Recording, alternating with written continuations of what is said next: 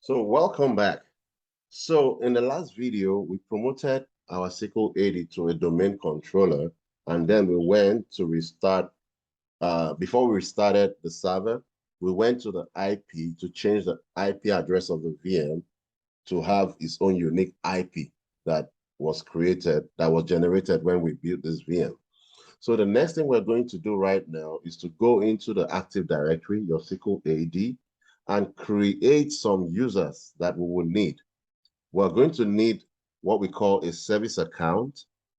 You will need a service account when you are installing your SQL server. So we're going to create a service account, and we are going to create a group for our, SQL DBAs. And then we just create one or two users.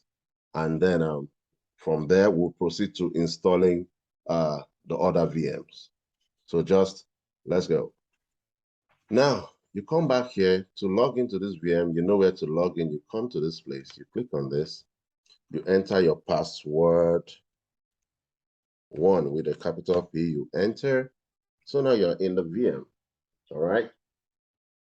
So in order to create your service account, you're going to go to the top right-hand corner. You see where I am? To this top right, you see tools here. You click on tools. You come down, you double click on Active Directory users and computers. Sorry, this is telling me to restart. If you see this, you can click on cancel. So now, this is Active Directory users and computers. It will pop up. All right, so you click on it. It's going to bring out users. You right click and you say new. We want to create, first of all, let us create a group. This group, we're going to call it SQL DBA administrators. We want to give our administrators, it is best practice that you put individuals in groups. So we're going to come here, type SQL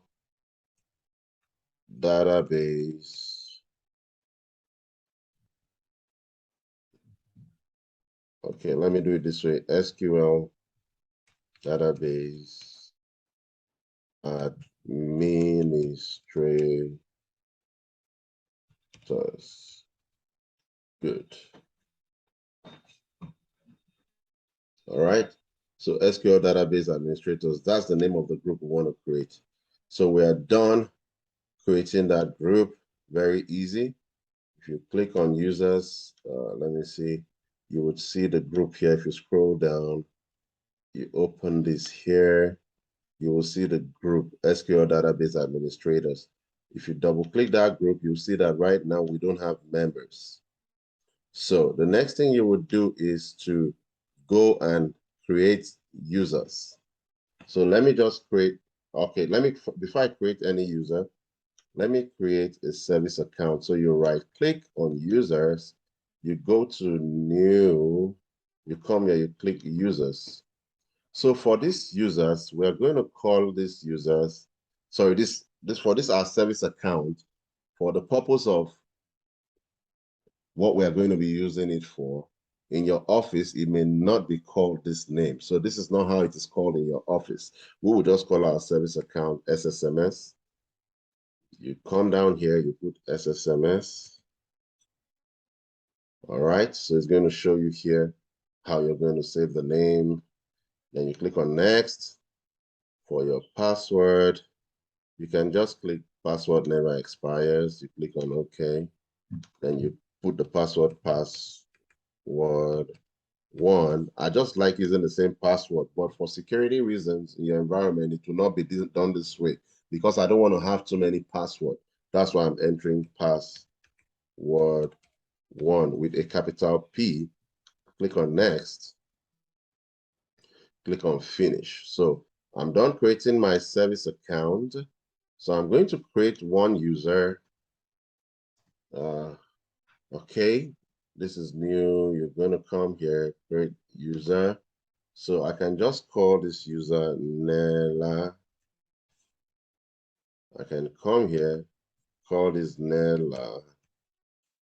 So that's created another user, Nella. Click on next. Password never expires, the same thing. Then you click on password 1, password 1. You click on next, click on finish. So you've created 2 users. One is a service account, SSMS. One is a user, Nella. So now you're going to go back to this particular group that you created before. Double click that group, go to members. Then you come here, you click on add. You type that user you just created, which is Nella. You click on check names. It's going to show you Nella. You click OK. So now Nella is now a member of a group. What is the name of the group? SQL Database Administrators. All right. So now, but we're going to have to give those group a general permission so that if we add any user here, the user will automatically inherit that permission. So you're going to come to member of, which is the next tab here. You're going to click on add. We want to give this group some rights. The first right we'll give them is administrators. Administrators. You click on check names. Okay. So you come back, you click on add, you go to domain. You click on check names. It's going to bring out this two. You can click on this first and you hold your shift button in your computer with the down arrow to highlight two. And then you wait, you click on OK, you click on OK. So we want to add one more. You go back to domain, you click on check names, you go to domain users, you click on OK, and you click on OK. So what this means is that any member that you put into this group would automatically inherit all of this permission that you have here, because you will need this permission to access the domain computers. And as a domain administrator, there are some things you can do. So you just click on apply here, then you click OK, and then you click OK. And one thing I want to show you is that, remember from the last video, we changed the name of the computer. So go back to local server. You see that the name of the computer has changed here to SQL01. So now we have successfully finished setting up our domain controller. Now we are going to go ahead and start to create our virtual machines that are going to be connected to this domain controller. So how to do that? You can go to back here and click on home. Home is just beside it here. Or you go to file and click on new virtual machine. This will pop up. Or you can just click on create new virtual machine. It's the same thing. This will pop up. You click on next. So this would come out here. You click on next again. Now this one will be called SQL01. This is our first virtual machine. Or you can call it server 1. I don't know which one you prefer. If you prefer SQL01, you can call it that. I like using SQL01 so that you know you're dealing with SQL Server, SQL01. You click on next. For this, we want to give it 40. You click on next. You click on finish. All right, so the same thing you did for the first time, but this one is going to be slightly different a bit. All right, so just follow me. And when you're watching this video, please do exactly as I do. So we're currently installing the operating system for one of our VMs, which is SQL01. So when it comes here, you just click on next. You click on install now. The same process we did last time. So this will start installing. I'm going to pause the video here and I'll come back when this finished. Oh, that was fast. So you come here, you pick the last one like you did the last time. You click on next. You accept this license, click on accept, and then you click on next. You pick the second one like you did, click on next, and this will start installing. So as soon as this features that we've selected and the updates finish, we're going to come back and log into this VM and proceed from there.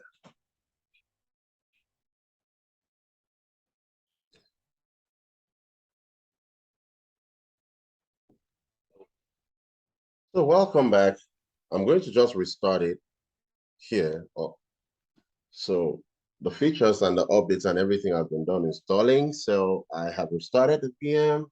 And the next thing would be to log into this VM.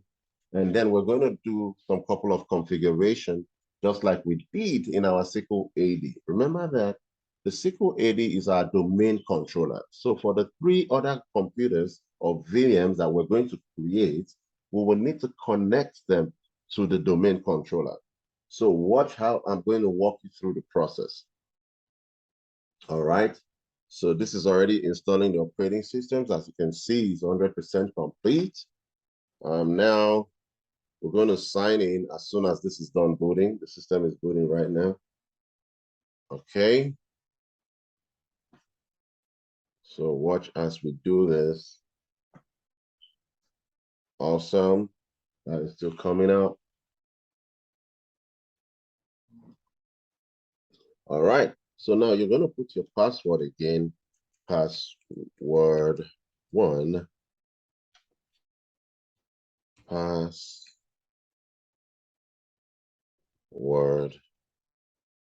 1. And then you click finish. Awesome. Now you can see the black space again, like it happened last time. So before we even come in here, let us start from coming here, the VM. You click on VM. You go to settings. This is going to pop up. You go to options. You go to share folders. You see that is disabled. We will need to come back and enable this folder.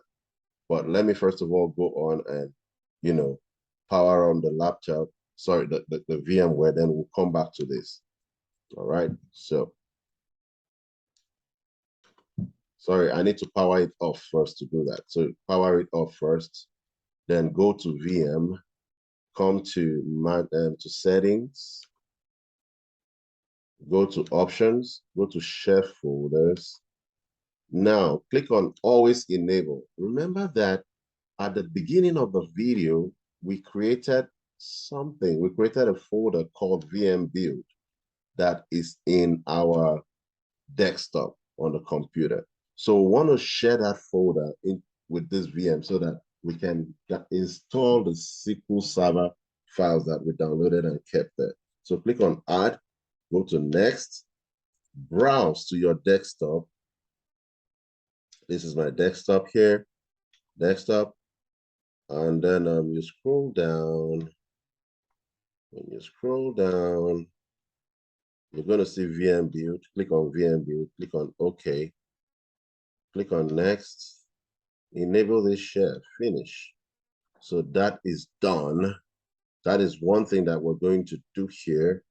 Another thing that we're going to do here before we proceed, you can come to hardware. You come down here to hard disk. Now, we want to add some extra, hard disk or disk space. Best practice says that your data file, your log file, your TempDB file should all be in different spindles. They should have their own drives because of performance. So for now, just do exactly as I'm doing. When we go into the classes proper, you would understand why we need to have different spaces, or when we start to install SQL Server. So click on add. To click on hard disk, you click on next. You click on next here. Click on create a new virtual disk. You click on next. So this first one for our data file, we'll give it 10. Then you click on next, finish. You click on add again. You click on next, next, next. We want to give this one 5. Just type 5. The blue thing would clear up. Click on next, next, finish. So we want to create 3 more. You just go to add again, next, next, next, 5. You click on next, finish. We need 2 more. You click on add. You go to next, next, next. You click on 5. You click on next, finish. How many more do we need? We need, okay, 1 more. Go there, click on next, next, next, 5, next, finish. So now we have created 1, 2, 3, 4, 5. Additional 5. Okay, good.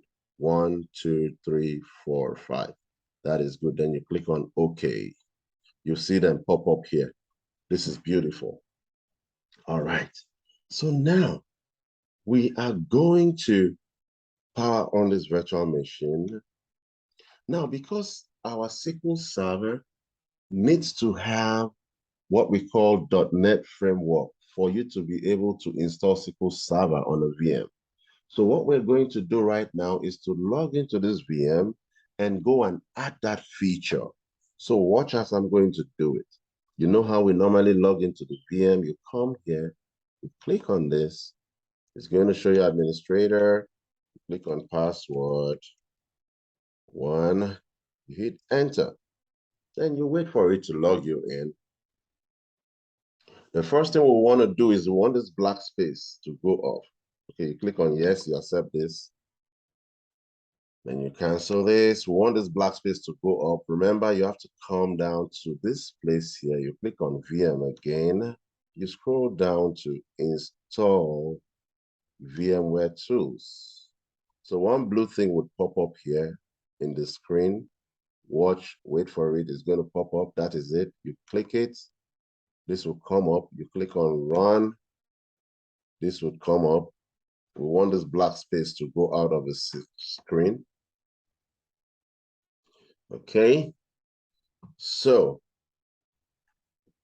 something is going to pop up on your screen again. Good. There it is. You just click on next. You click on next. You click on install. So this is going to install and make your screen full. All right. So while this is going on, we're going to see how the screen is going to get fuller right now. And we will restart the computer later. We don't want to restart it now. So just click on finish, and then you click on no. Let us restart it later.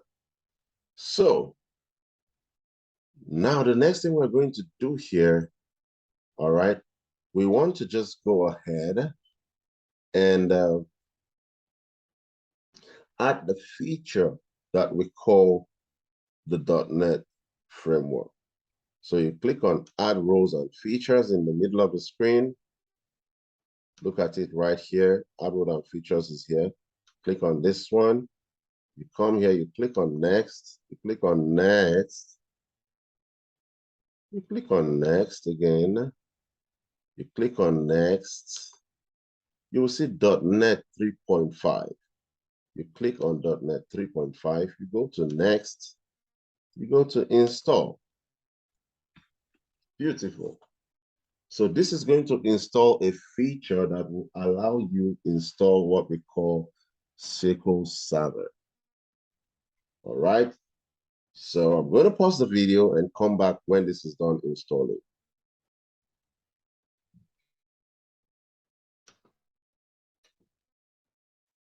All right. As you can see, the .NET framework has been installed. You just click on close. Now, at this point, we are going to do something before we come back to this VM. Remember, I told you that we need 3 different VMs apart from the SQL80, which is our domain controller. So now we need to go create 2 more of this type of server. So now you can come here and I always go here. Sorry. You can just come right here to this orange box here, and then you power off the machine. You click on power off. All right. So now that this machine is powered up, So instead of us to go and create new, to click on file, create new, we're just going to clone this machine into two different ones. How to do that is very simple. You just come here to VM. VM is always here by our top corner by the left. You click on this VM, you come down to manage. You would see clone here. You click on clone. You click on next. I want to clone the current state of this virtual machine. So I click on next. I don't want to create a link clone. I want to create a full clone. You pick the second one, and then you click on next. What is this clone name? We want to call it SQL02. It's our second server. Then you click on finish.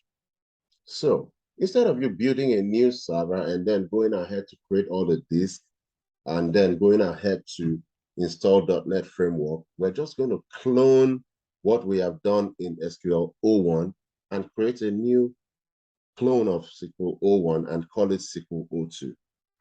So it is currently building it automatically for you by a technology called cloning. So you will get used to this. You would hear this a lot when you start working. You're going to be hearing about different cloning. I mean, you can clone. Okay, look at that. It has finished cloning this virtual machine. Click on close. You would see here that a new VM has been built for you. So now if you follow my mouse, click here, you'll see SQL01. Click here, you'll see SQL02. So we are still cloning. We're going to clone the last one, call it SQL03. You go back to VM, you come back to manage here, you go to clone again, then you go to next, create a full clone, you go to next, you call this SQL03, and then you finish. So now we are about to, finish building all our virtual machines. I told you we're going to need 4. As you can see, we have SQL AD. We now have SQL01. We clone SQL01 to have SQL02. And we are cloning SQL01 again to have SQL03, which is what we're going to be using for this practical and to do different things in the course of a program. So it is very important to have your environment set up this way. So as you can see, it's cloning, building everything for you automatically. All right.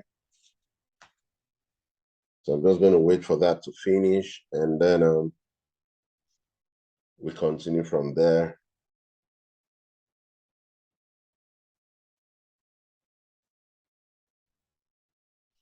All right, this is done. We click on close. Beautiful. So now we have our 3 VMs ready. Okay, so we're going to go to the first VM when we come back shortly.